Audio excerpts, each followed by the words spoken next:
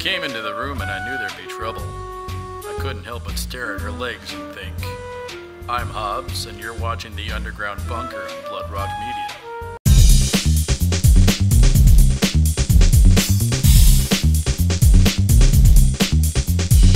Hello once again, everybody. Welcome to another fun-filled episode of the Underground Bunker.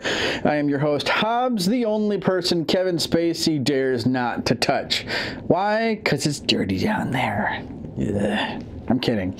Anyway, so, you know what this is? It's a weekly episode where I talk about bands that you need to be paying attention to, unsigned and underground, the good stuff. And I do this because I truly believe in the scene that I'm trying to expose, and in this day and age when everybody's pissed off about every goddamn thing, we need to be listening to more music. We need to be listening to all different kinds of music. And that's why I cover everything from pop rock to death metal, because seriously, people, get outside the box once in a while. Anyway, so I have got my stuff ready to go. You've got your stuff ready to go. Let's have a oh god, that rhymes. Fuck it, let's do the show. Segway. The first band I'm going to talk about today is a band that I've been following for over a decade, probably longer. They are the world's only SID metal band, and if you've ever been to MagFest, you already know I'm talking about Machina Supremacy.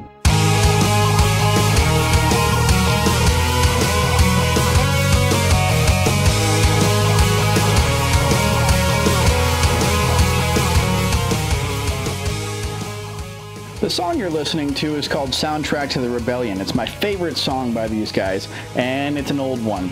I love all their stuff, but I'm sorry guys, that's my favorite. I caught these guys when I was skimming through a friend's music collection on their computer a long time ago. It must have been 2003, something like that. They are a 5-piece metal band. They call themselves SID Metal, and that's because the keyboard player soldered an SID music chip out of a Commodore 64 into his synth. No idea how he did that, no idea why, but the sound speaks for itself. They got their start in 2000, and Metal Hammer quickly said that they are one of the most interesting bands of the current era. One of the coolest things about these guys is they've toured the world several times, and the word got out, and this is back in a time when word was actually getting out about good bands. But since then, I mean, they've toured the world several times, all on their own dime. These guys have never been on a record label. So think about that. They've played the US, they've played Australia, they've played most of Europe, and tons of other places.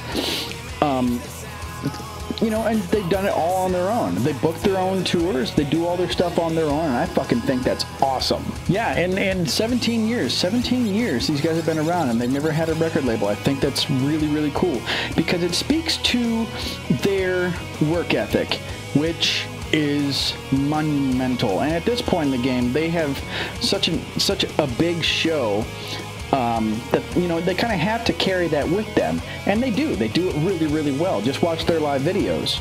As you can probably surmise, these guys are very popular with the video gaming crowd, and I can understand if, you know, some people aren't into that kind of thing, but if you are a video gamer, you would definitely really, really like this music.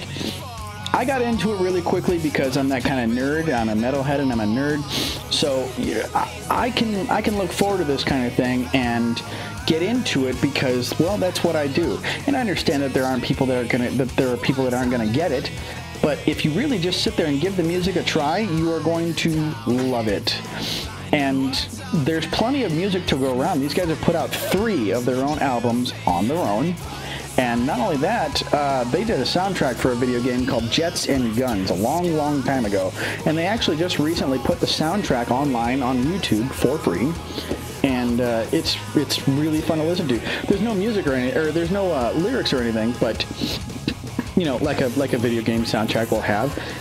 The cool thing about it is it's, you know, a next gen or current gen video game with, you know, old 8-bit sounding music, and it was that kind of thing for the graphics too. Kind of cool. It's like a side-scrolling, like Gradius kind of thing. Pretty cool.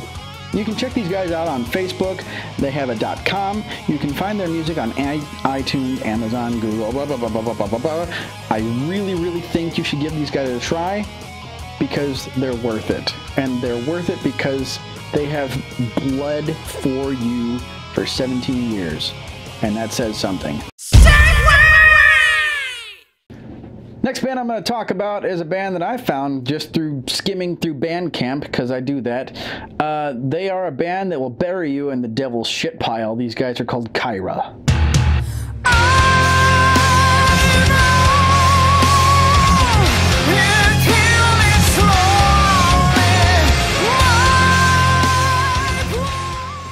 These guys are a 5-piece band out of Belarus. And if you don't know where Belarus is, it is one of the poorest nations behind the Iron Curtain. It used to be part of the Soviet Union, and it's not anymore. So yeah, they are in a country that doesn't really give their people a whole lot because they just don't have it. So the fact that they have put this much into their music says a whole lot about them. They started in 2012, and I think they quickly took off. I've been doing my homework a little bit, and they've been doing quite a lot for themselves. Not the least of which is some seriously kick-ass music videos, and they have more than one, which is more than a lot of bands can say. Now they label themselves as pagan groove metal, which I have no idea what that means, but you know, these days everybody's sort of labeling their own music, and that's fine. But what it means to me is a kick-ass mix of Slipknot and Sarah Brightman. Now, another really cool thing about this band is they know exactly who they are. You know, they make no qualms about the fact that they have 2 gorgeous women in their band. So you kind of have to look at it like Butcher Babies meets Cradle of Filth and Epica. Yeah, a little bit like that. Because the singer, she has an amazing, well, one of the singers, the 2 singers, she has an amazing singing voice and is backed up by this brutal fucking band. Very cool stuff. Very fun to watch. All their live videos are really, really neat. Now, they've got a new album out. It is called Roots of Velez. I think I'm pronouncing that right. Velez. It's on Slip Trick Records. You can check them out right now. I highly recommend that you do. This next band, I actually reviewed their new album on the Bloodrock website a few months ago, and I've been waiting ever since to fit them in on the show. Prepare for weirdness, people, because we're going to talk about Plastictones.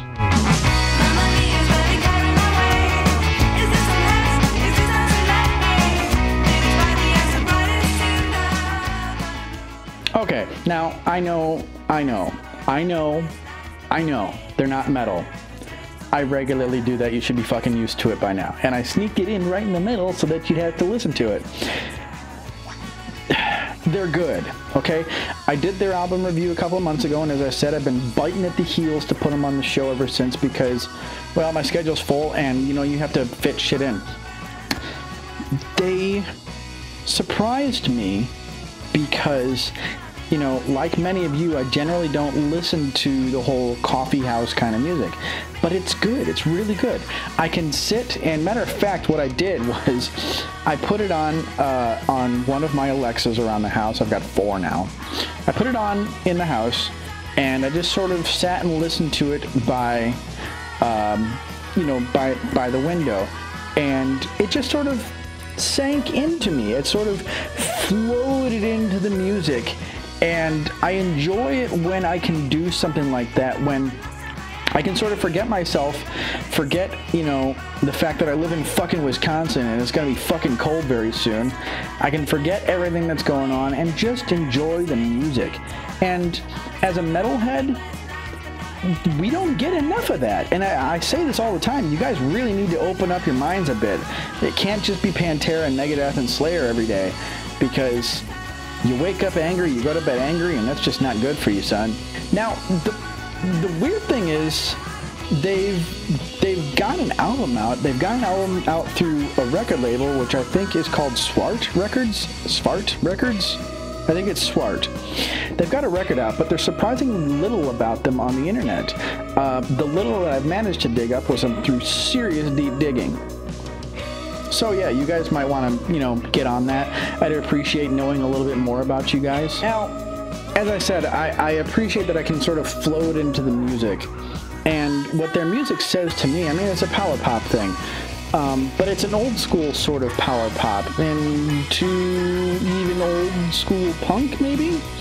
What it reminded me of very quickly was a subtle mix of Blondie and the Ramones without all the drugs and sex. Their new album is called Wash Me With Love. It's out through Swart Records, and you can check these guys out on Facebook. They are called Plastictones. Check them out. Segway! This next band I only recently fell in love with, and I mean love. Love like I loved Asylum 8. They're really good. I did their album review for Bloodrock very recently. It's going to be on the website very soon. These guys are a Swedish band called Poison Pill.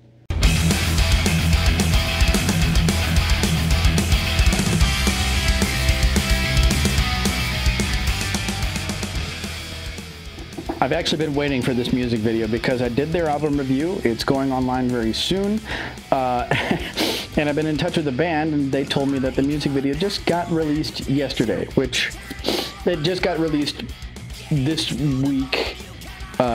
Here it is. It's fucking awesome. This album surprised the fuck out of me because I was immediately greeted by several different sounds. Let me back up a little bit. These guys, oh, by the way, I have no idea how many people are in the band. I don't know what they look like. I don't know who's the singer. They did it on purpose. Even their record label won't even tell me who they are. By design, I guess, and that's cool because bands that choose to go through anonymity, like Bro Job, do okay these days. You know, we're in a day and age where the internet sort of lets people have their own power, and whether or not they want to put a face to that is up to them. You know, where people these days choose to really sort of go with the social media, you know, it's more about what you're putting out there than what you look like. And I think that's a really, really good thing. You know, gone are the days when people really gave a shit about what Slipknot looked like. They could go back to the masks, put completely different people in them. No one would know. They'd still like the music. What you're quickly going to hear with this is an awesome, and I mean awesome fucking mix of old metal. And I'm talking Judas Priest, King Diamond, Slayer, Megadeth, the good stuff. And they don't do it cheesily. They do it with style and panache, and that's tough to do when you're emulating the greats. Now, when I say they're a brand new band, they are a brand new band. They have less than 200 likes on their Facebook, and they have seriously fire behind their asses because they have not only, you know, got this video, they've got a full-length album that I gave a 5 out of 5, and I don't do that a whole lot. I know you're seeing that more and more, but that's because, you know, I'm getting the cream of the crop these days, and that fucking rocks. Yeah, you know what? As surprising as it was for me to hear this album as good as it is, you know, they haven't really been around a whole lot and very long at all. So they've hit the ground fucking running their asses off, and I hope they keep it up. Yeah, I really don't know what they're up to these days because there's not a whole lot going on. My guess is they're gearing up for a tour. In fact, I really, really hope they are because the world's got to hear this shit. Their album is self-titled, is Poison Pill. Came out this week, which is second week in November 2017. You can get it through their record label. You can get it on poisonpill.info. And fuck, dude, you really, really need to own this album. Really. Segway! All right, seriously. I know I'm talking about a whole bunch of bands from across the pond and in the Scandinavian area, but that's because the bands that I've been finding lately are just fucking awesome, and I need to talk about them. This next band is from that very same area. They're from Gothenburg, Sweden. This band is called Transport League.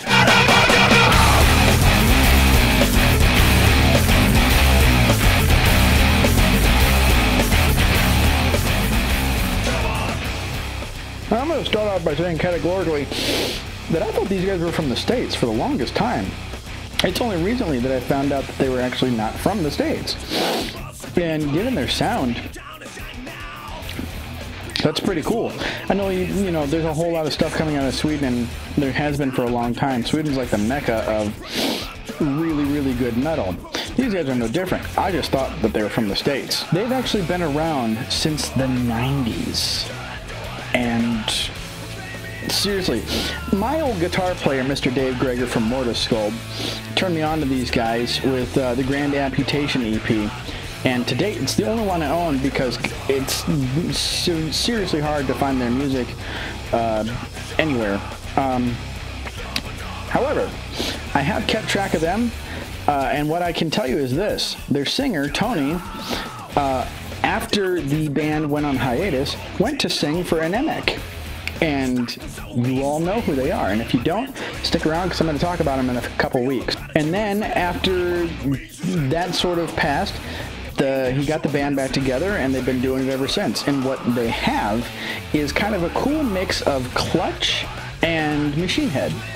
And his voice is just, it's singular, you know.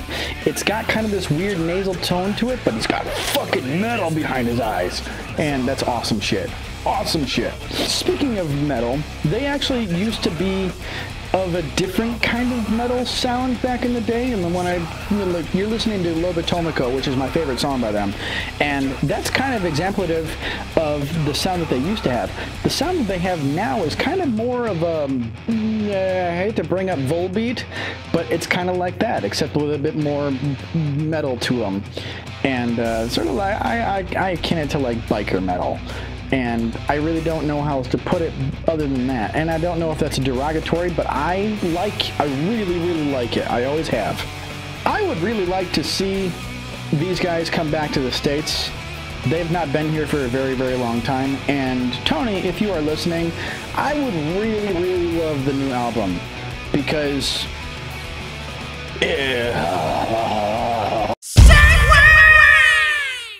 That's all the time we've got on this episode of the Underground Bunker, people.